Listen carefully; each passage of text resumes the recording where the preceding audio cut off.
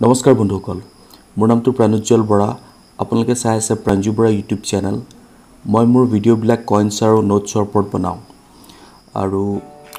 চেষ্টা কৰোঁ এনেকুৱা কিছুমান কয়েন্সৰ ওপৰত বনাওঁ যোনবোৰ কয়েন্স আমি ইজিলি পাব পাৰোঁ অলপ বিচাৰিলে পোৱা যায় যাতে তো তেনেকুৱা কয়েন্সবিলাকৰ ওপৰত মই কথা পাতোঁ তো আজি আমি কথা পাতিবলৈ গৈ আছোঁ 1 কোৱাৰ্টাৰ আনা তো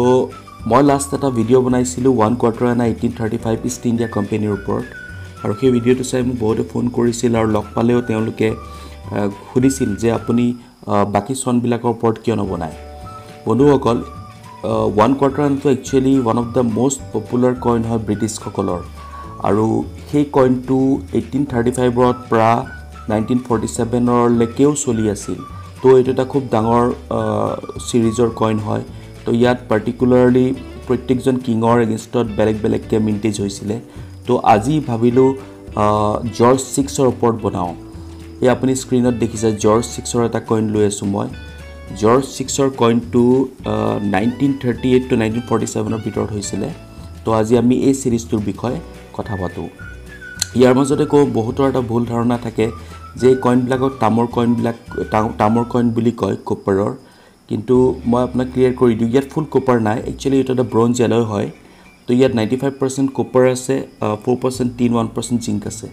তো কপাৰৰ প্ৰাইমাৰীলি কপাৰ মেটেলটো আছে কিন্তু পিওৰ কপাৰ নহয় ইয়াৰ এটো এটা এলয় হয় ব্ৰঞ্জ তো এই কইন্সবিলাক বহুতে তামৰ ভুল ধাৰণাটো মই অকমান ক্লিয়াৰ কৰি দিলো তো বন্ধুসকল আজি আমি কথা পাতিম জৰ্জ 6 কইনটোৰ ওপৰত আৰু ইয়াৰ এই সিৰিজটোৰ ভিতৰতো কিছুমান স্কেয়াৰ্স কইন আছে তাৰ বিষয়ে কথা পাতিম আৰু ইয়াৰ মিন্ট মাৰ্কটো কেনেকৈ চোৱা যায় সেইটো এটা প্ৰশ্ন কৰে কাৰণ আজি তাৰিখৰ কইন্সবিলাক মিন্ট মাৰ্ক চাবলৈ অলপ জনা হৈছে সকলোৱে তো কোৱাৰ্টাৰ আনাখিনিৰ মিন্ট মাৰ্কটো আমি কেনেকৈ চালে গম পাম তাৰ বিষয়ে আজি কথা পাতিম তো বন্ধুসকল আজি যোনটো কইন মোৰ হাতত আপুনি দেখি আছে 1 কোৱাৰ্টাৰ আনা এই কইনটো যদি আমি ফিচাৰ্সটো চাওঁ এই কইন্সটো আপোনাৰ ব্ৰঞ্জৰ মেটেলৰ হয় ইয়াৰ ওয়েটটো 4.85 গ্ৰামৰ পৰা 4.91 গ্ৰামলৈকে অলপ ভেৰি কৰে ইয়াৰ ডায়ামিটাৰটো হৈ গ'ল 25.3 mm ইয়াৰ থিকনেছটো হৈ গ'লগে 1.50 mm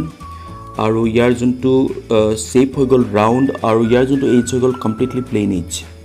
তো ইয়াৰ এখিনি ফিচাৰ্স হৈ গ'লগে আৰু ইয়াৰ যদি আমি ডিজাইনটো চাওঁ ইয়াৰ ডিজাইনটো আপুনি ওভাৰ সাইডে আপুনি দেখা পাব জৰ্জ 6ৰ ফটোখন মাজত লেফট সাইডে আপোনাৰ জৰ্জ 6 লিখা আছে কিং এম্পায়াৰ আৰু যদি আমি ৰিভাৰ্স সাইডে চাওঁ মাজত আপোনাৰ 1 কোৱাৰ্টাৰ আনা ইণ্ডিয়া 1941 লিখা আছে